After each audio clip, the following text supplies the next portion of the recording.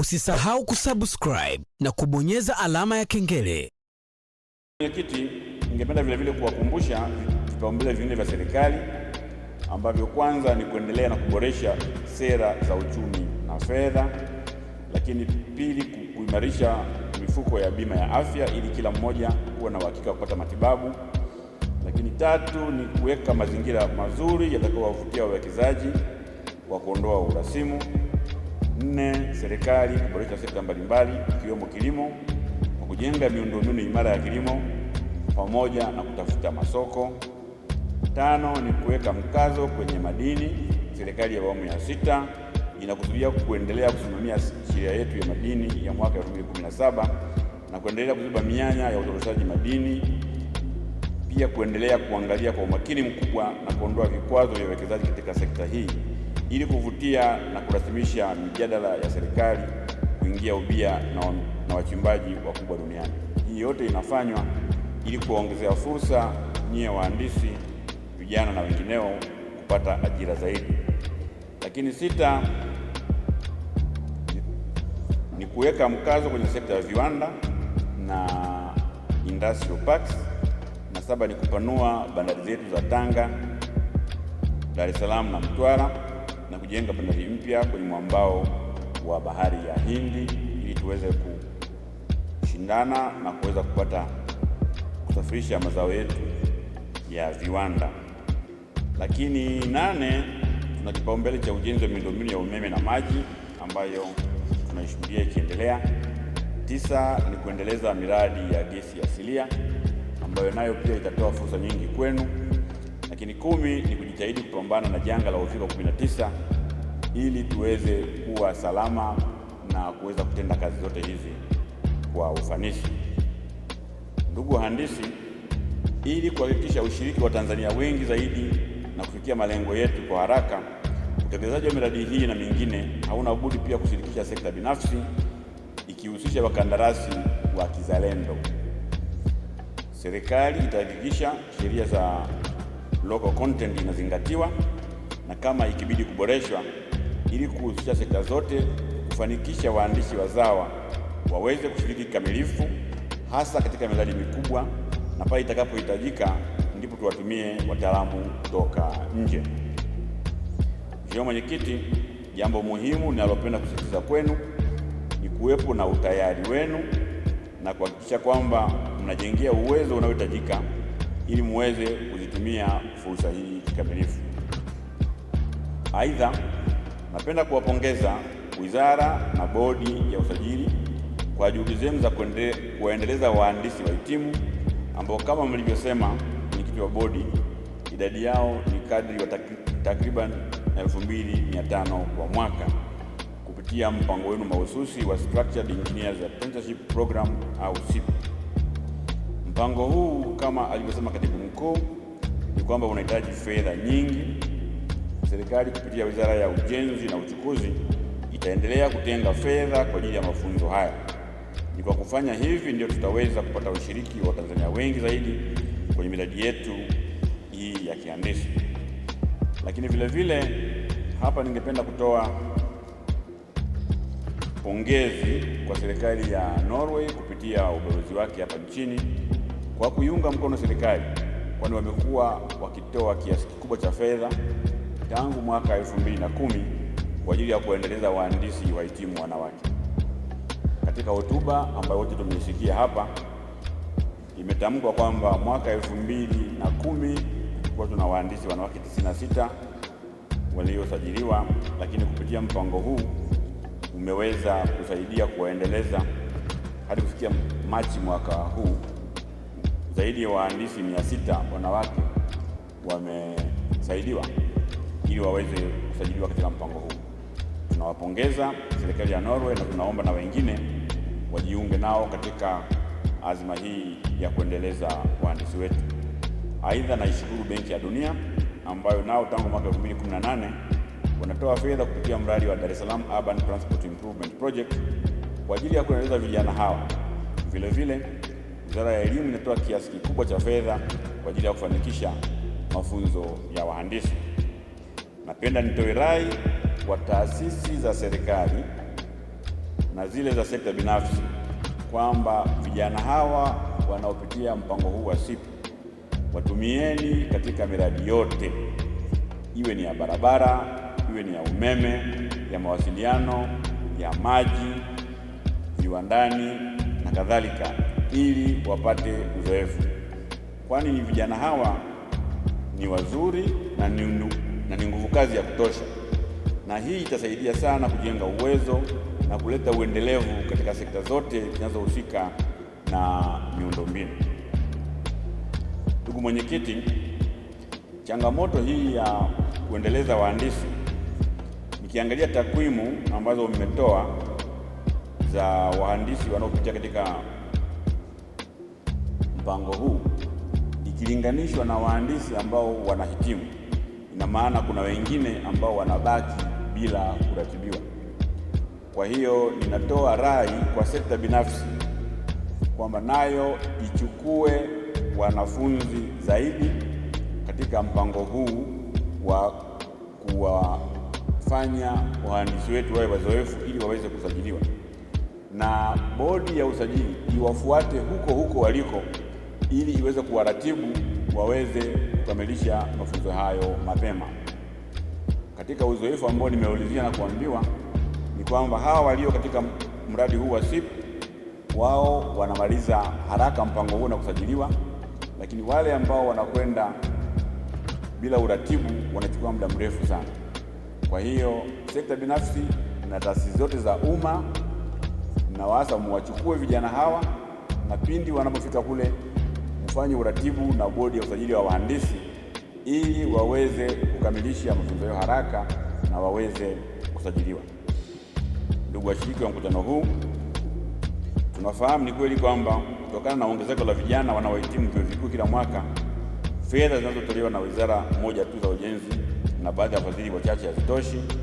Hivyo wote tushirikiane katika kuijenga nguvu kazi yetu hii ambayo tutaitegemea katika uendelezaji wa miundombinu yetu katika nchi hii. Kama ilivyopendekezwa na bodi, kuna haja ya wadau wengine kuchangia, zikiwemo wizara zote zinazotumia huduma ya wahandisi. Jambo hili inabidi lifanywe kazi kwa haraka, sababu nimeambiwa kila mwaka linazungumzwa, na ninawaagiza wadau wote wawasilishe mapendekezo yao katika ofisi yangu ili tuangalie uwezekano wa kulikamilisha.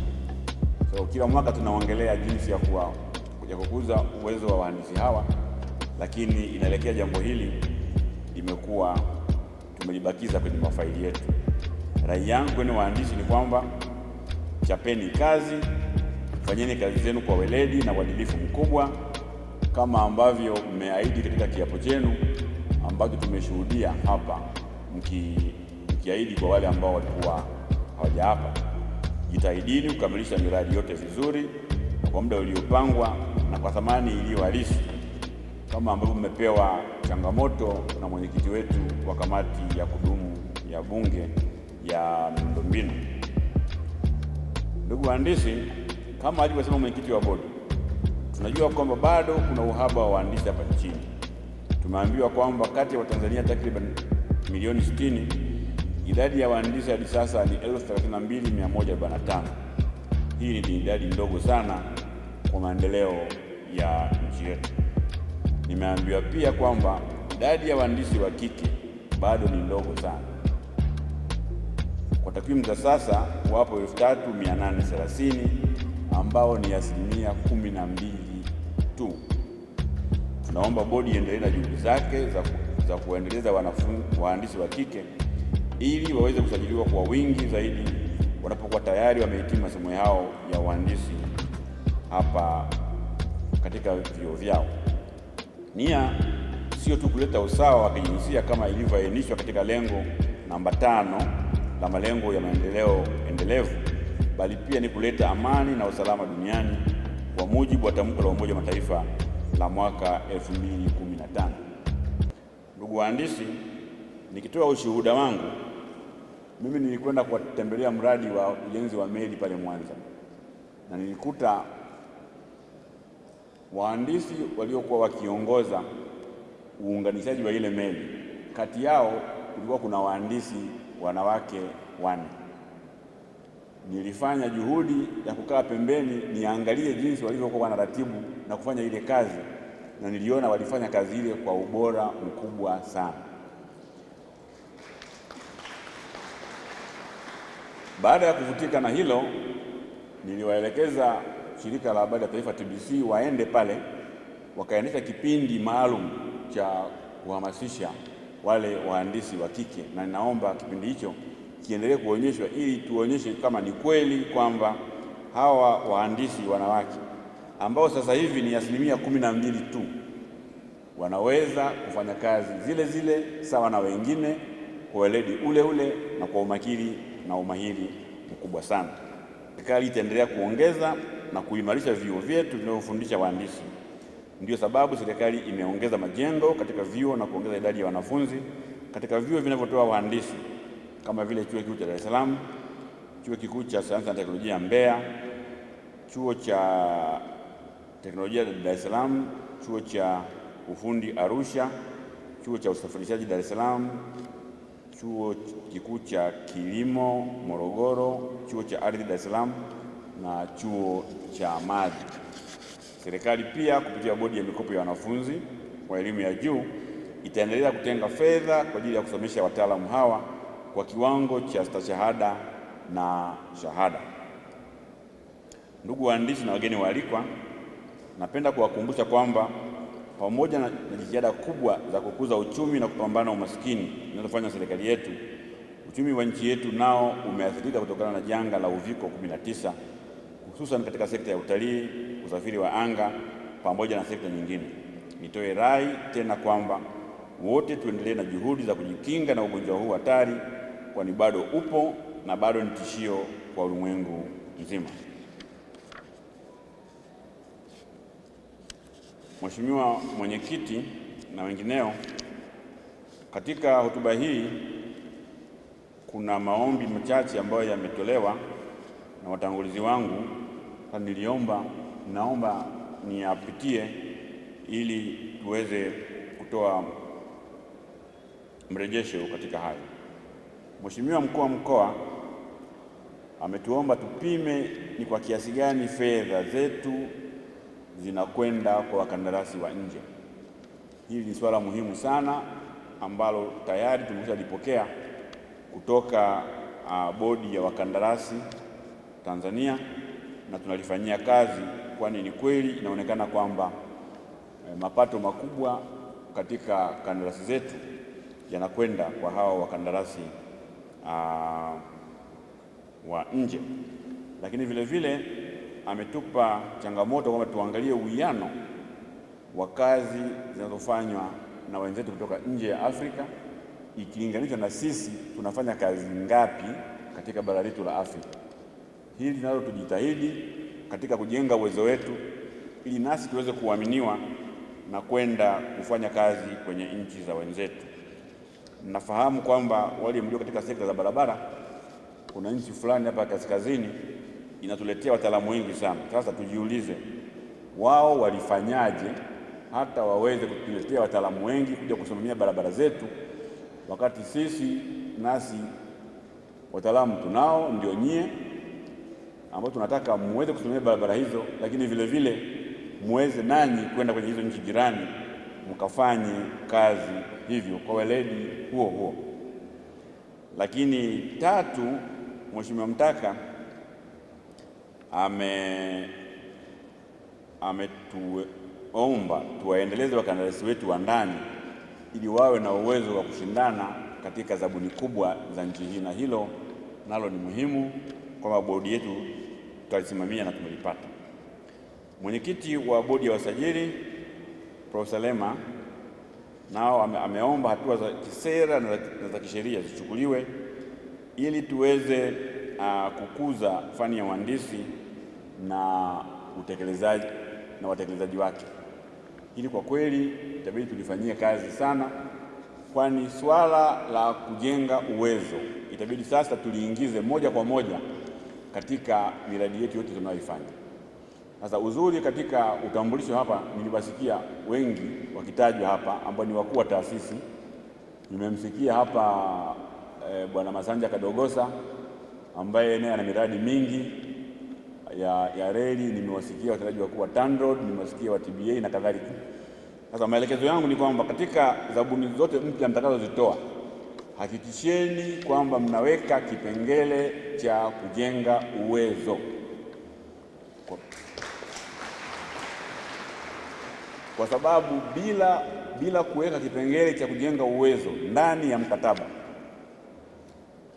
itakuwa ni hiari ya hawa wanaotufanyia miradi hii mikubwa kufanya hilo jambo. Hatutaki iwe hiari, tunataka tujenge uwezo wa wahandisi wetu kama takwa la kimkataba, sio hiari. Kwa hiyo hayo ni maelekezo ambayo tutayafuatilia, kwamba katika miradi yetu yote sasa tuhakikishe kwamba hili eneo la kukuza uwezo kwa wahandisi wetu vijana lazima tulitilie mkazo na liwe hitaji la kimkataba.